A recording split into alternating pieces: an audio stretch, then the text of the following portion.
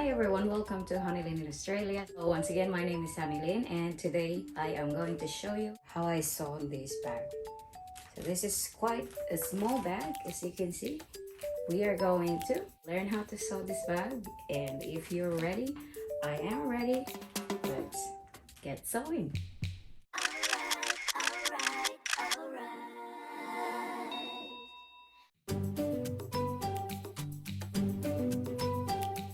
I-iron po natin muna itong ating mga interfacing sa ating mga materials. So, isa-sandwich po natin yung ating interfacing. Kuha po ng isa at ilagay ng face down yung glued side niya. Either side kasi isa-sandwich naman natin siya ng ating lining. Ganyan. Kasi i-iron po natin yan. Pa-planchahin po natin yan. Make sure na naka-line up talaga siya, no? Para hindi tayo mahirapan. Ayan, so as you can see, nagiging straight na, no? Ayan, so yan ngayon ang nangyayari sa kanya. So nasa sandwich na siya in between. Ayan. So ayun pa natin yung iba.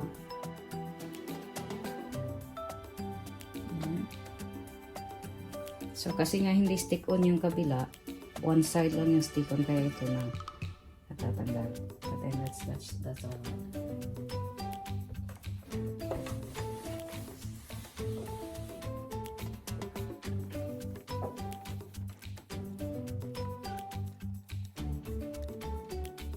Ayan.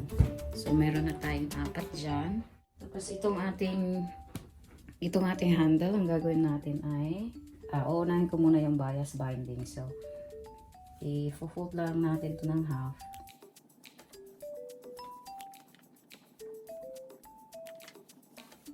So, na-fold natin ng half yan. Ang gagawin naman natin ngayon is, fold natin ng ganyan. Ganyan. And then fold one more time. Ayan. And then just iron it.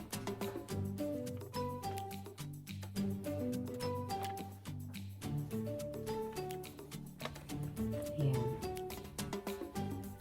So, naka-fold na siya. Half. So, yan na yung bias binding natin. Fold natin din itong isa.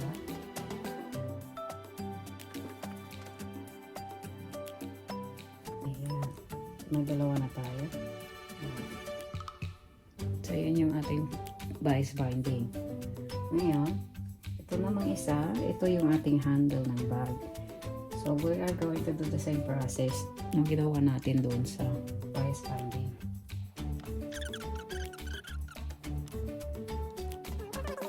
Alright, so bago natin gawin to, kunin muna natin yung ating interfacing. Ilagay natin siya sa middle. So, fold natin to. Yung interfacing natin ay para lang maging sturdy yung look ng ating bag. So, yung gagawin natin, fold natin yung interfacing ng ganyan. At i-align natin doon sa fold kanina ng ating strap. Nasa between, in the middle talaga. Ganyan. Alright, and then we'll fold it again. Just iron it. So, nasa gitna lang siya, no? Alright, and then we'll continue the process ng folding.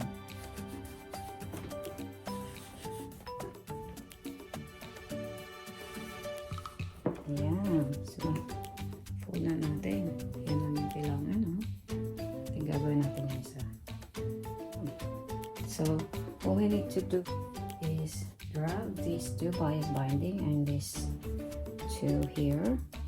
Yung ating pocket. And then we're just gonna put this in between. So, i-sandwich natin yung ating, okay. Push lang natin siya inside. Then, iron natin ulit para maganda. Ayan. And then, we'll just pin it para hindi matanggal. Ayan. So, ipipin lang natin.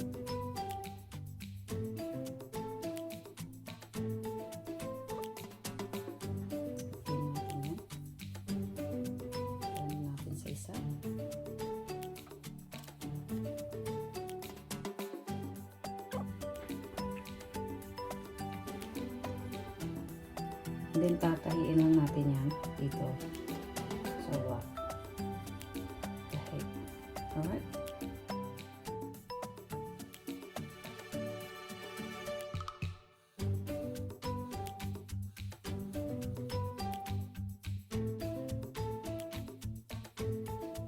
Alright, so next thing that we need to do is sew the handle first.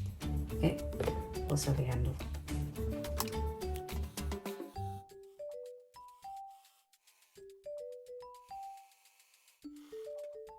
So ayan na yung ating handle. Natahin na natin both side, yung magkabilaan sa dalawa. Fold natin yan ng ganyan, okay? Alright, let's proceed to the next step.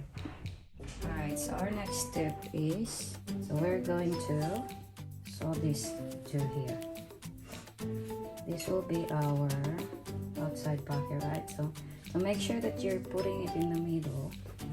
Just fold it 4 times and then iron it para may markings kayo kung saan nyo ilalagay.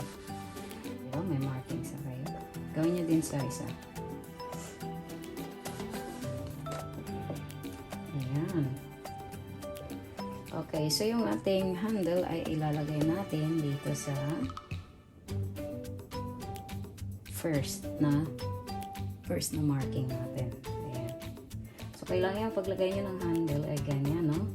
Talagang naka-U siya dahil ayaw nyo yung nakaganyan kasi twisted yan. Ayan, no? Twisted, diba? Pangit tingnan.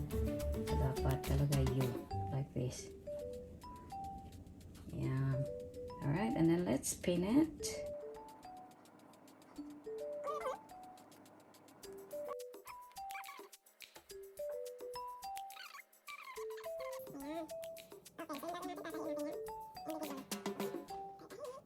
So sa akin, para hindi masyadong pangit tingnan, I think yung gagawin ko is one lang, straight line.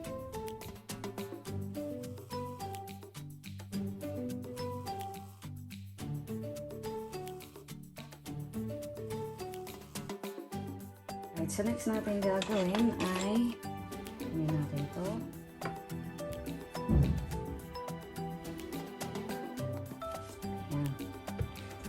So, kunin ninyo ito, it's facing this way. Kasi yan yung ano ninyo, yung pocket niya outside. Check na. Ayan. So, pin nyo lang yun siya. And then do the same sa isa.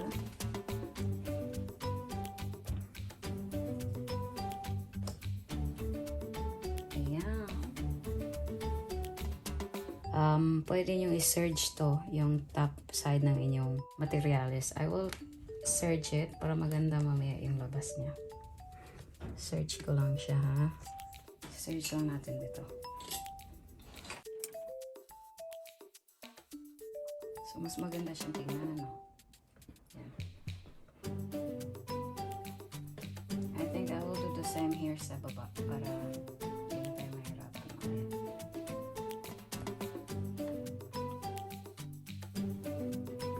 Alright, so ito na yung ating na-serge na bag. Yan.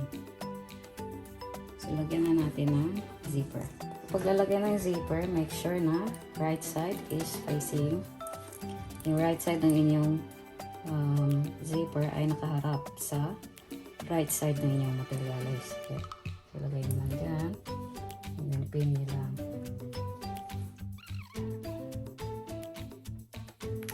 Ayan. And then, tahiin nyo lang dyan sa itaas. Okay? Tayo.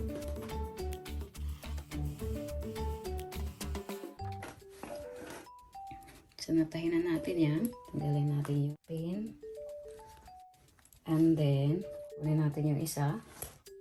And then, ipipin naman natin yung kabilang side ng ating zipper. Facing down. Always. Make sure that it's straight.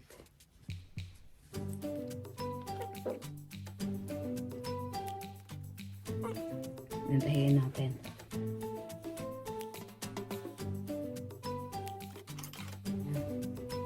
So, natahin na natin yan. Tanggalin muna natin itong mga pin. So, ito na yung magiging itsura niya. So, pwede na yung i-top stitch ito. Now, the next thing that we need to do is i-fold natin ito. Hindi tayo mahirapan. Then, fold like this. Yan. Tapos yung gagawin natin, tatahiin natin siya down here, here, and here. Okay?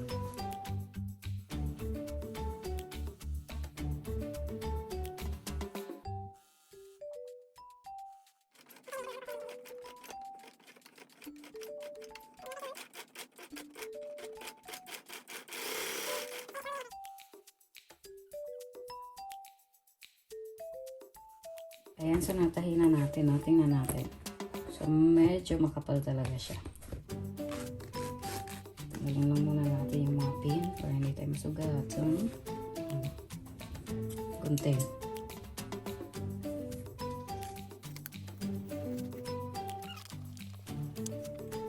Alright, so yung gagawin ninyo is ganito.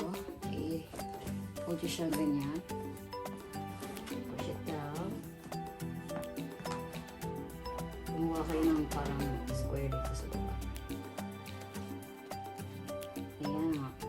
So, medyo makapal talaga siya. No? Makapal talaga. Make sure na straight.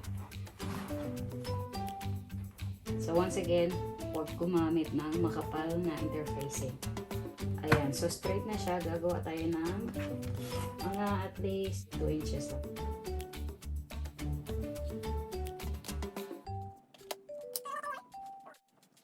Hindi natin dito sa baba 2 inches din.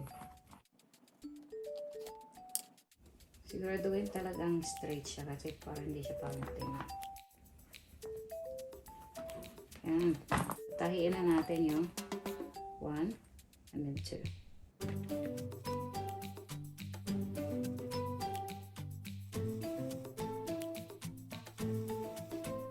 Ayan. So talagang pahirapan siya. No?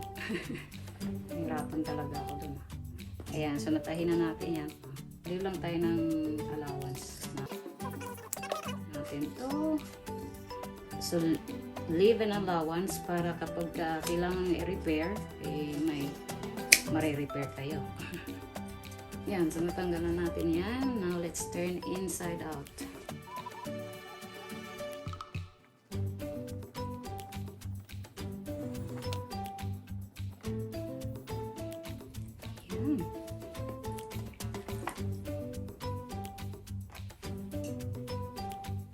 Ayan, so i-iron lang natin para maganda siyang tingnan. Okay? Ayan, so itatop stitch ko lang ito para maganda siyang tingnan. Konti. Dapat sana pala kanina, tinop stitch ko na siya. Ayan, so na-top stitch na. Mas maganda na siya tingnan. Ayan siya sa loob niya.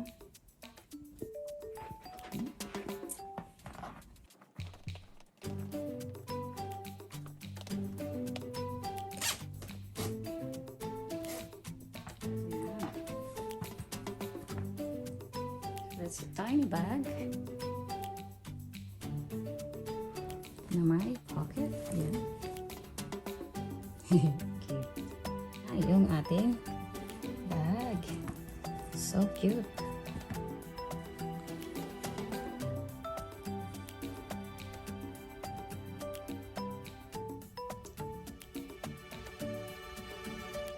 Alright. So, lagyan natin ng mga bagay-bagay. Ayan. Then this side, lagyan natin ng another. Ang ito, pwede. Lagay natin yung ating Bible. Ayan. Wow. Perfect. Yan, o, diba? Oh, galing. O, ang cute talaga ng bag. Kung may ano-ano pa kayong lagay, oh, lagyan natin ito. Punting, just to show you. Na may mga space pa dyan. Lagyan natin yung isa pang gunting. Oh, di ba marami siyang lalagyan talaga. Lagyan natin ng flies. Lagyan natin ng isa pang just to show you kung ilan yung pockets niya. Ayan, diba? Marami. Ayan.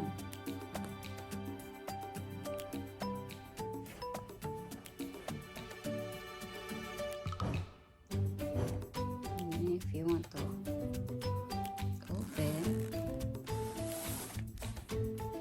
ayan. So yung laki niya, ito yung Bible, right? Yan yung, ganyan yung kalaki niya. Cool! Thank you for watching, and if you like this video, please don't forget to like, share, and subscribe to my channel. I live in Australia, and have a wonderful day. I'll see you next time.